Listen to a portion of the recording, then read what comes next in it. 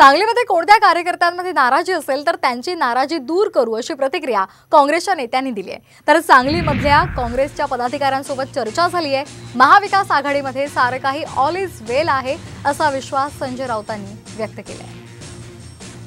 नाराज आहेत नाही काय आता विश्वजित कदम नाराज आहेत। मला माहित नाही अद्याप चर्चा होईल माझी त्यांची। त्यांच्यासोबत काय बोलणं वगैरे झालं काय आधी? नाही झालं।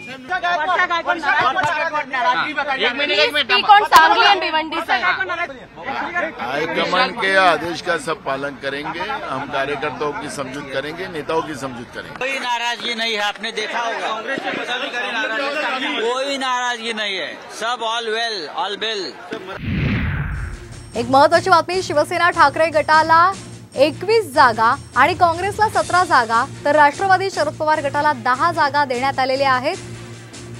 तर उबाटा गटाला मुंबई ईशान्य संजय दिना पाटील, मुंबई दक्षिणमध्ये अरविंद सावंत, मुंबई वायव्यमध्ये अमोल कीर्तीकर हे उमेदवार असतील।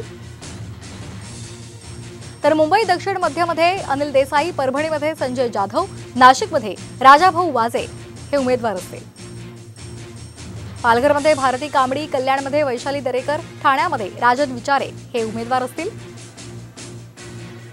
रायगडमध्ये अनंत गीते, मावळमध्ये संजोग वाघेरे, यवतमाळ वाशिममध्ये संजय देशमुख हे ठाकरे गटाचे उमेदवार असतील। धाराशिवमध्ये ओमराजे निंबाळकर, रत्नागिरी सिंधुदुर्गमध्ये विनायक राऊत, बुलढाणामध्ये नरेंद्र खेडेकर,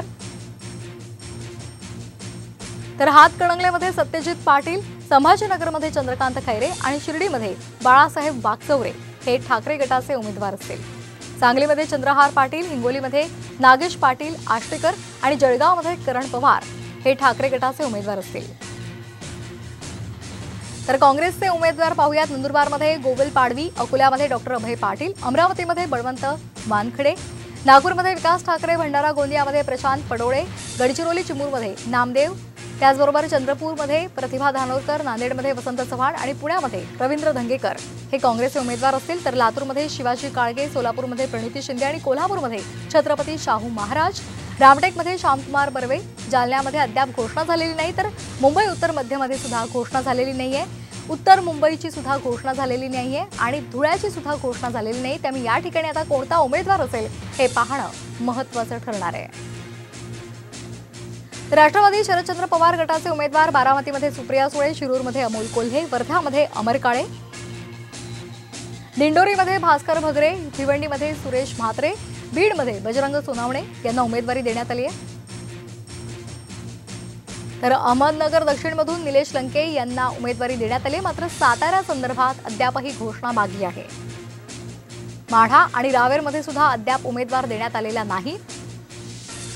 त्यामुळे आता इथे कुठला उमेदवार दिला जाणार हे पाहणं महत्त्वाचं ठरणार आहे।